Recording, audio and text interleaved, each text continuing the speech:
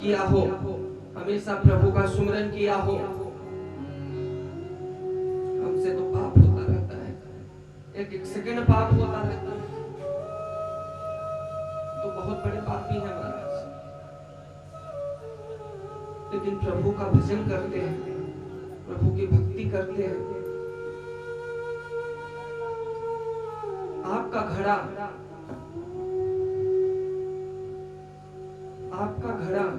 दिन प्रतिदिन भर रहा है। वहां बैठे चित्रगुप्त देख रहे हैं सब। तो महाराज, हमारे कहने का तात्पर्य ये है कि आप लोग जानबूझ के कोई ऐसा पाप न करें कि जिससे वो घड़ा भरता रहे और एक दिन भर जाए तो आपको वहां जाने में भी शर्म लगे। भगवान को भी शर्म लगेगा कहने में, क्योंकि भगवान हमारे माता पिता हैं, तो उनको ये शर्म लगेगी कि ये हमारा पुत्र है। कहीं उनको कहने में शर्म न लगे कि ये हमारा पुत्र है। हमें ऐसा कर्म करना चाहिए कि परमात्मा गर्व से कह सके कि ये मेरा पुत्र है। वो परम पिता है, उनके हम सब पुत्र हैं, हम सब संतान हैं उनके।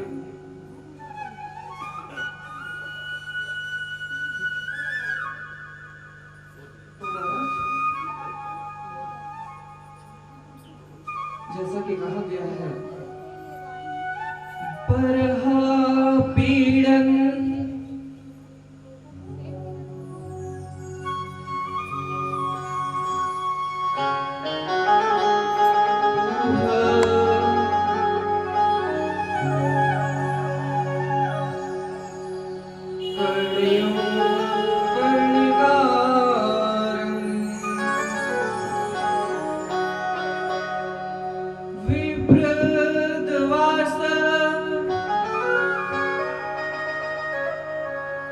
कनक कपिसन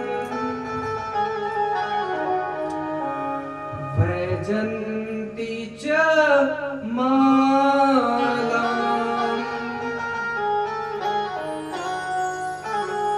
रंधान वेणु हृदय सुधया पूरयो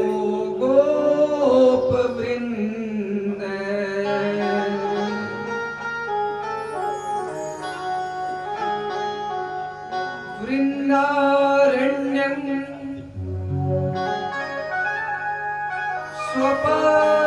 स्वपदरमणं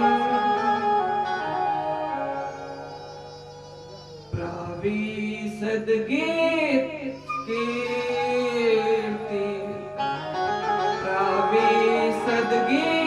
कीर्ति।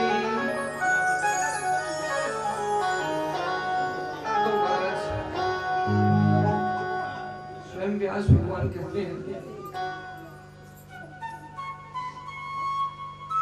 भाव से बड़ा कुछ नहीं होता।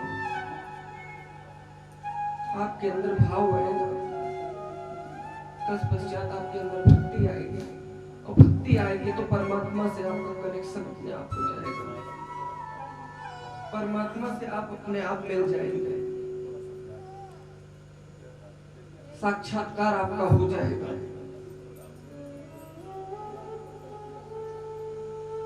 यहाँ बैठे भक्तगण, आप सभी लोग, कौन कौन स्वर्ग जाना चाहता है? उठाए पूरे पूरे हाथ। कौन कौन स्वर्ग जाना चाहता है? देखना चाहते हैं स्वर्ग कौन जाना चाहता है? जाना चाहता है स्वर्ग, सभी जाना चाहते हैं। नरक कौन जाना चाहता है? लेकिन कर्म तो करना होगा उसके लिए, तब तो आप जाएंगे ना।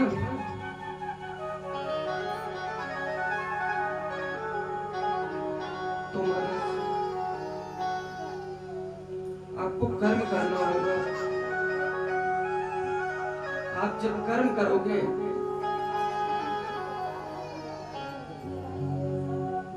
क्योंकि प्रभु कहते महाराज भगवान कहते हैं, कर्म प्रधान विश्व करि राखा, को करे तर्क ब्रह्म शाखा। तो महाराज कर्म प्रधान है, भाग्य तो आपका बाद में आता है। आपका भाग्य आपके कर्म के ऊपर निर्धारित होता है। आप जो कर्म करते हो वैसा ही आपको फल मिलता है। वो हमें लगता है कि परमात्मा हमारे साथ गलत कर रहा है। परमात्मा कभी हमारे साथ गलत नहीं करता। आप बताओ, हम ज्यादा बुद्धिमान हैं कि परमात्मा बुद्धिमान है?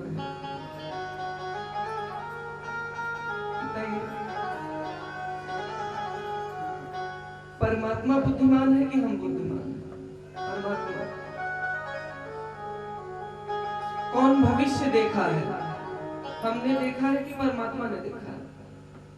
परमात्मा ने देखा है, हमने थोड़ी ना देखा। तो वो हमारे साथ जो भी कर रहा है सब अच्छा कर रहा है।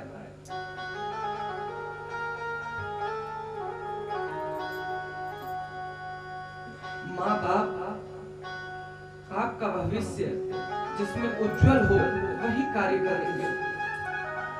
तो परमात्मा माँ बाप के रूप में होते हैं। वो कभी आपका अहित नहीं सोच सकते। तो महाराज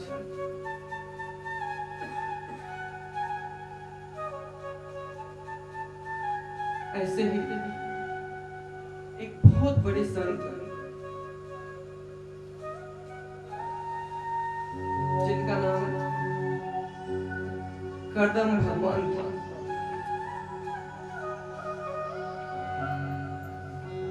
कर्दम भगवान थे तो ऋषि, पर भगवान की उपाधि उनकी थी। भगवान से कम नहीं उन्हें कहा जाता था। साक्षात भगवान विष्णु का जन्म उनके यहाँ हुआ, कपिल भगवान के रूप में।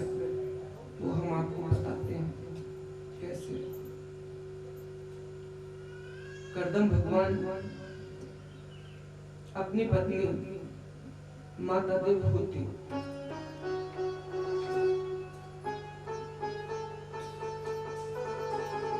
के साथ वन विहार के लिए निकल गए। महाराज ध्यान से सुनिएगा, मैया ध्यान से सुनिएगा। वन विहार के लिए निकल गए थे। रास्ते में बिंदु सरोवर नाम का एक सरोवर था।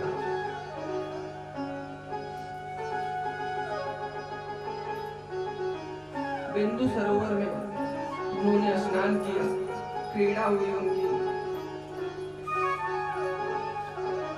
उन्होंने जल क्रीड़ा किया अपनी पत्नी देवहूति के साथ।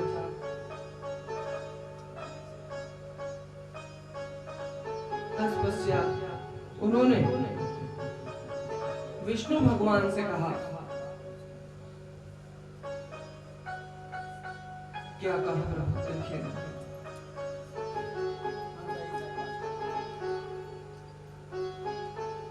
कृष्णाय वासुदेवाय देवकी नंदनाय च नंद गोप कुमाराय वासुदेवाय नमो नमः। तो महाराज उन्होंने 18 श्लोकों में प्रभु की स्तुति की। प्रभु साक्षात शंख चक्र गदा पद्म लेकर के साक्षात कर्दम भगवान के सामने आकर के समक्ष उनके विराट विष्णु जो है परमहंस सच्चिदानंद स्वरूप परमात्मा श्री कृष्ण विष्णु भगवान के रूप में प्रकट हो गए।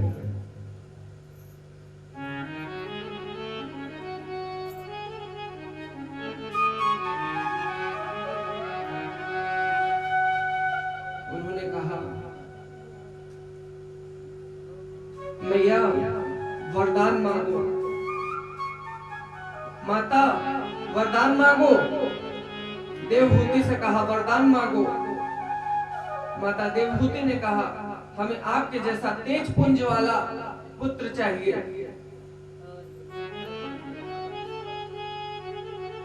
उन्होंने कर्दम जी से भी पूछा कि आपको क्या चाहिए। उन्होंने कहा हमारी पत्नी ने जो मांगा वो हमें अति प्रिय लगा।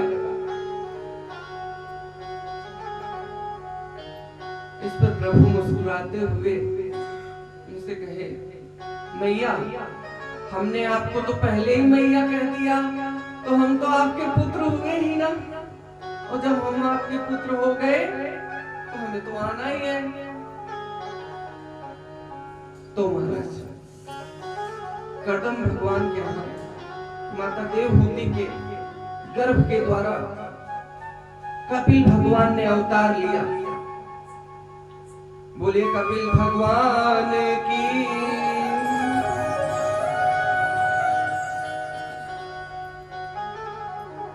तो महाराज कपिल भगवान बड़े हुए, धीरे धीरे बड़े होते चले गए, समय बीतता गया। माता ने संस्कार दिया, पिता का संस्कार मिला उन्हें। भगवान की भक्ति करते रहते, माता पिता की सेवा करते रहते, जो आए उनकी भी सेवा करते रहते।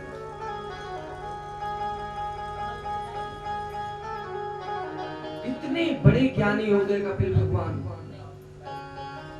उन्हें किसी से मतलब न हो।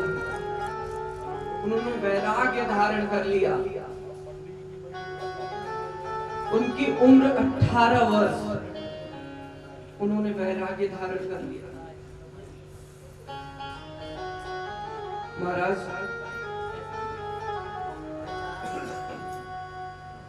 या तो बहुत कम उम्र में सुखदेव जी ने वैराग्य धारण किया है, या तो फिर कपिल भगवान ने वैराग्य धारण किया। इतनी कम उम्र में कोई धारण नहीं कर सकता। तो महाराज उसे संसार की माया से कोई मतलब नहीं। भाई बंधु पति पत्नी ये रिश्ते इसके लिए थे, कर्दम जी के लिए, उनकी पत्नी माता देवहूति के लिए, लेकिन उनके लिए नहीं। परम संत थे, उनके लिए सभी समान।